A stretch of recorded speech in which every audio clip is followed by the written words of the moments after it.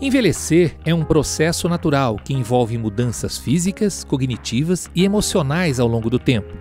E a saúde e o bem-estar são essenciais para a construção de uma sociedade mais inclusiva e cuidadosa. Foi com essa preocupação que a Universidade Presbiteriana Mackenzie e o Hospital Santa Isabel, comprometidos com a promoção da saúde e qualidade de vida, desenvolveram a série de podcast Longevidade, Envelhecimento Ativo e Saudável. A série é uma contribuição dessas duas instituições, visando a que o indivíduo tenha mais qualidade de vida de forma ativa e plena, com foco no equilíbrio físico, mental e social.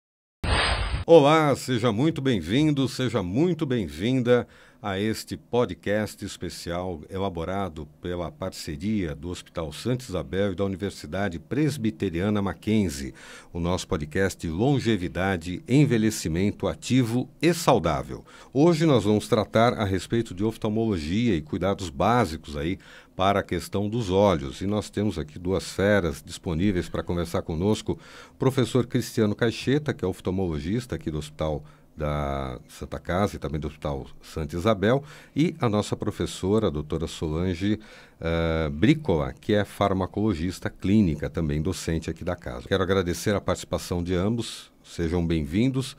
Vamos tratar desse tema tão importante aqui sobre a questão da longevidade e a qualidade de vida dos nossos públicos acima de 60. Gostaria de conversar com o professor Cristiano. Qual a importância do acompanhamento para a questão dos olhos para o público de 60 a mais? Sem dúvida nenhuma, essa é uma oportunidade muito grande de esclarecer a população sobre os cuidados básicos com a saúde ocular.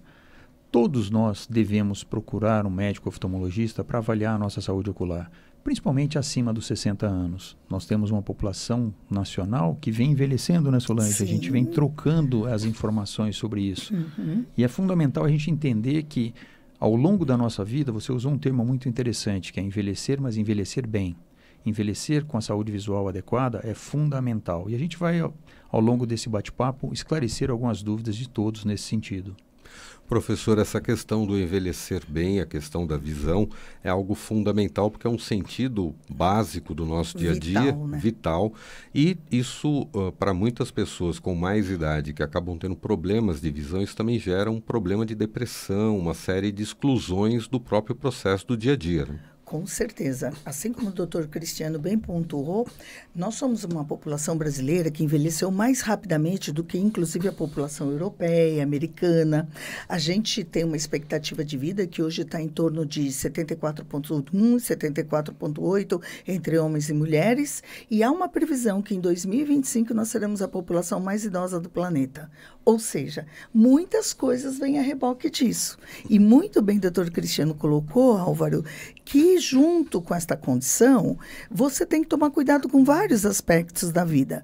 Mas a saúde ocular é algo que reflete, talvez não assim trazendo tanto para o nosso lado aqui do nosso videocast, mas ele reflete autonomia, independência, né? Imagina alguém que sempre conseguiu enxergar, trabalhar e viver, e de repente você se vê assim tolhido dessa capacidade funcional. Isso vai refletir inequivocamente na depressão, no isolamento, no absenteísmo e claro, vida, num caso mais grave, vai te tirar do mercado de trabalho, do convívio social. Então, esse é um aspecto que tem que estar premente, e acredito, doutor Cristiano, mais que ninguém vai conseguir nos colocar, que isso pode começar na atenção primária, né, doutor? Sem dúvida. Doutor, esse talvez seja o ponto mais fundamental, porque nós muitas vezes acabamos olhando as questões do check-up, do olhar, o dia a dia e tal, só quando temos algum problema. Então, muitas vezes, principalmente os mais jovens, por não terem um problema direto de visão, não checam esse problema. E depois dos 30, 40, à medida em que a idade avança, a gente começa a ter algum probleminha, uma miopia, um astigmatismo ali ou aqui. E aí presbiopia, a gente começa a tentar avaliar. Mas a partir de que idade o ideal nós checarmos, né? Acho que desde recém-nascido, né? Tivemos o caso da filha do apresentador, do Thiago Leifert, né? Que é um caso raro, mas importante se destacar, a importância também de verificar isso desde a infância. Álvaro, é muito importante isso que você está comentando, e assim, quando você fala de quando é a fase inicial, quando é a primeira consulta, você fez bem a colocação. Desde o berçário. A partir da sala de parto, todas as crianças, até por lei, existe a avaliação oftalmológica na maternidade, ou a avaliação do pediatra na sala de parto, com as avaliações primárias. O caso que você comentou do Thiago é um caso de retinoblastoma, é um caso que a gente acompanha muito junto com o Thiago e com a Dayana. A gente desenvolveu umas campanhas sobre a conscientização, e isso vem no que a gente chama muito atenção, que é a educação. O brasileiro não tem a educação de fazer a medicina preventiva, e sempre a medicina curativa, Exato. que é muito mais cara e muito mais danosa. Então, quando a gente fala de campanhas de conscientização, como a do Thiago e da Dayana, que chama-se De Olhos nos Olhinhos, que foi muito em conjunto com o Conselho Brasileiro de Oftalmologia, eu brinco muito com o Thiago e com a Day, que eles são as pessoas extremamente responsáveis, porque eles trouxeram à tona uma informação tão importante, mas de uma forma que a população consegue entender, né, a gravidade de tudo isso. E para isso a gente desenvolve tantas outras campanhas para a população, tanto da criança, do adolescente, quanto do adulto, e do adulto já com mais idade. A gente está falando de longevidade. Então a gente tem que trazer a pauta para essa população de 40 a mais, a questão dos erros de ametropias, como você falou, que são a miopia, a hipermetropia, o astigmatismo e a presbiopia, que é a vista cansada. Além da gente falar um pouco mais sobre catarata, sobre glaucoma, doenças que estão muito ligadas à população mais idosa, como o diabetes, a hipertensão, que dão repercussão ocular. E eu acho que a contribuição da Solange aqui, quando ela fala que a população do Brasil envelheceu muito rápido, talvez as pessoas não tenham noção que agora em 2030 nós vamos igualar o número de pessoas abaixo de 14 com o número de pessoas acima de 60. Tá, mas o que tem isso a ver comigo? Muito. Tem tudo a ver na construção de políticas públicas de saúde ocular. Perfeito. E de política pública de saúde de uma forma geral. Previdência privada e toda essa condição e Previdência. atenção primária na saúde. A gente tem que entender que a oftalmologia é uma das poucas áreas onde você consegue resolver quase 85% da demanda do paciente na atenção primária. E aqueles outros 15% que sobram para atenção secundária e terciária, se eles forem bem conduzidos preventivamente na atenção primária, você vai ter uma resolução muito mais fácil e muito mais barata. E quando a gente fala barata, não é só gastar dinheiro. Tudo que a gente economiza agora, a gente vai gastar no nosso envelhecimento. Tudo que eu fizer de saudável agora, eu estou poupando a minha qualidade de visão, que é no que a gente está falando. Então, eu acho que isso é muito importante a gente trabalhar essas pautas nesta linha de raciocínio para que todos entendam o quão importante é o envelhecimento saudável. Antes de passar para a professora, eu queria só voltar, o senhor colocou as questões do atendimento primário, secundário e terciário, só para a gente explicar para o espectador, para o ouvinte, o primário é o tratamento que nós temos ali já no consultório, né? É a porta de entrada, né? Se Exatamente, me permite, até, Cristiano, é isso aí. Por favor. Juntos. Isso Por favor. que o doutor Cristiano colocou é de fundamental importância. Nos países super desenvolvidos, o que a gente tem? Uma medicina resolutiva na porta de entrada, na base, onde a gente vai conseguir, na UBS, tem a unidade de pronto atendimento, mas na atenção primária, na unidade básica de saúde, onde você está tratando seu diabetes, hipertensão, dislipidemia, colesterol está alto, obesidade, nós inclusive vamos falar da síndrome metabólica, e de repente você não está pensando, isso que o doutor Cristiano bem sinalizou, tem ali uma repercussão ocular, você passa a ter uma retinopatia diabética, que se você acompanhar desde o início lá, no postinho de saúde, você vai evitar intervenções mais caras, e não só do ponto de vista financeiro, mas para a qualidade de vida do paciente. Exato. Então, isso que a Solange falou é fundamental. Se a gente tem que pensar que no nosso país a gente tem em torno de 55 mil equipes de saúde de família. Muitas vezes a gente relega isso a uma... como se a gente achasse que o médico do posto de saúde ele é menos qualificado. Muito pelo contrário. Esse médico ele é uma peça fundamental nessa engrenagem, nesse ecossistema chamado saúde. É o primeiro contato, é o primeiro combate ali, né? É o primeiro combate. É o enfrentamento de todas as coisas, é o diagnóstico de tudo. E a relação médico-paciente desses agentes de saúde, aí eu estendo também para a equipe de enfermagem, a equipe técnica que auxilia esse médico na porta no posto de saúde, na porta de entrada. O agente comunitário O agente saúde, comunitário que conhece como ele vive, onde conhece ele como mora. ele vive, e é fundamental, porque é ele que leva a informação à capilaridade, àquela comunidade onde ele vai informar. A criança, a gente utiliza muito a criança na escola. Quanto mais informação a gente dá para a criança na escola, ela chega em casa e fala assim: vô, eu vi um médico do olho falando que o senhor pode ter problema no olho porque o senhor é diabético. O médico do olho falou que pode ter um problema porque o senhor é hipertenso. O senhor está controlando bem a sua diabetes? Está controlando bem a sua glicemia, a sua glicose? Está comendo direito? Pode comer isso? Exatamente. Pode comer aquilo?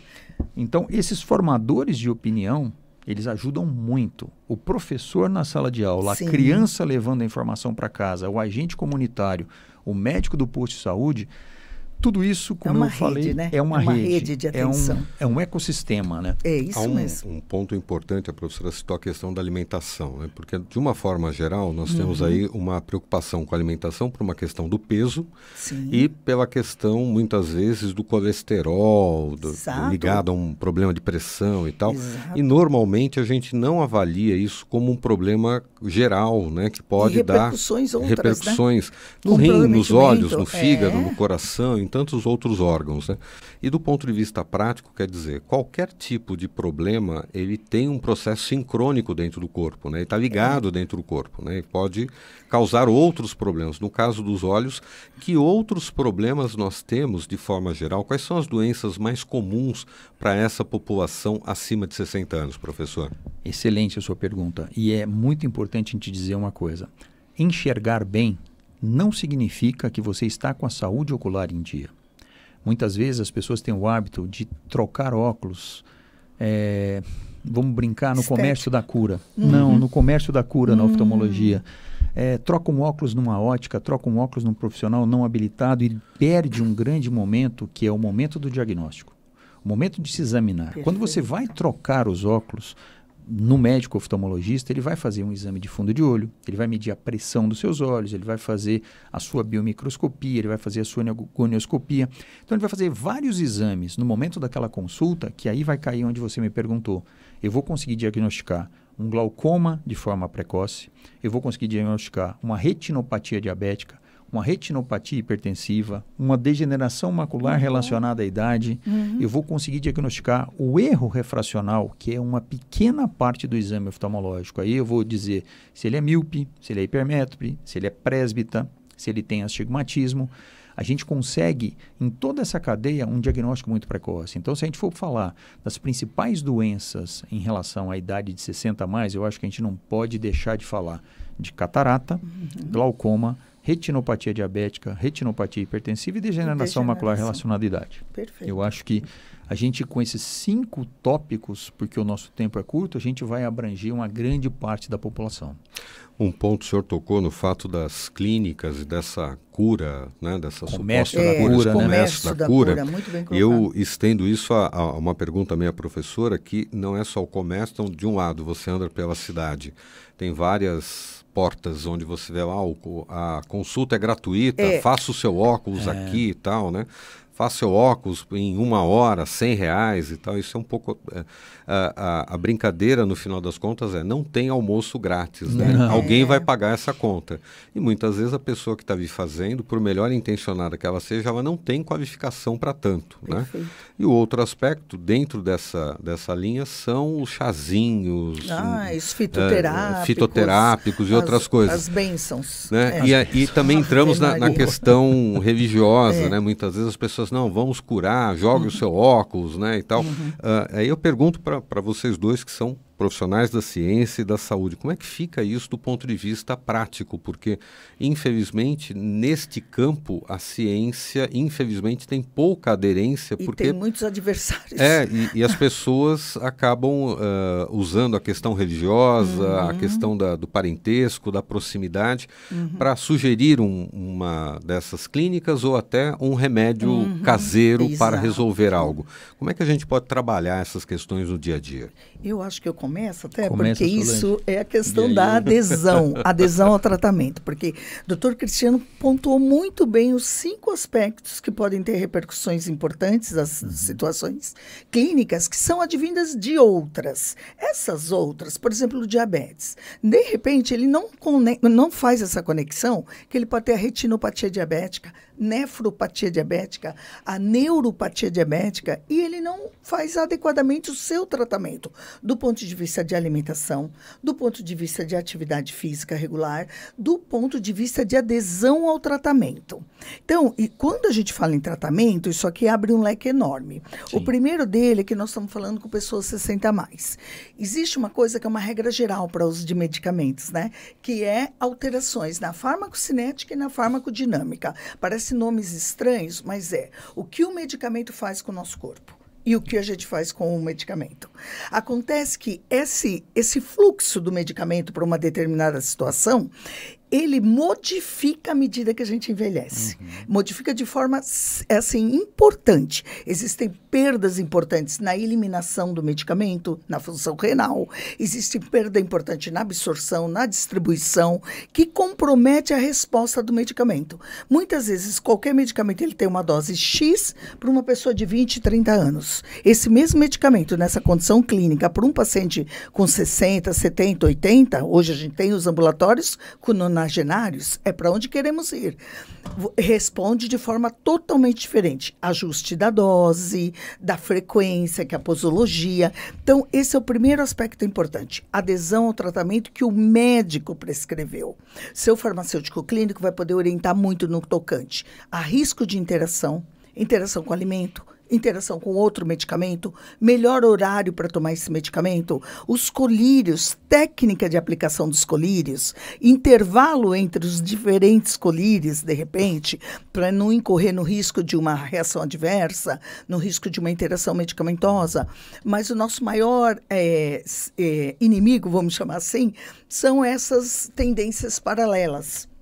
O vizinho, o amigo, o profissional de fé, até como você bem colocou, bem intencionado. Mas a questão é que não dá para prescindir do que está prescrito para você e levar em consideração tudo que você tem de prescrição e trocar por chazinhos. É um chazinho, se não fizer bem, mal não faz. Não é verdade. Faz mal, né? Muito Faz mal. Interações, sangramentos, uma série de repercussões clínicas. Chás, fitoterápicos, algumas ervas, medicamentos sem origem. Então, não se deve fazer isso de jeito nenhum e se deve seguir rigorosamente a prescrição do seu médico. E aqui, falando em 60 a mais, a gente incorre num probleminha, que é os múltiplos prescritores. Né? Então, ele conheceu o Dr. Cristiano como oftalmo, que levou em consideração todo o histórico desse paciente antes de elaborar a prescrição e o seu diagnóstico. Mas aí tem uma intercorrência que ele vai na UPA, perto de casa, e o médico que está ali no pronto-socorro, ele não vai ter tempo de fazer esse levantamento de tudo que ele já vem tomando. Ele teve uma outra intercorrência, passou numa UBS, se é uma senhora, passou numa ginecologista, passou no cardiologista, e infelizmente a gente ainda não tem um prontuário integrado que você possa acessar e saber tudo que esse paciente tem e que está prescrito para ele.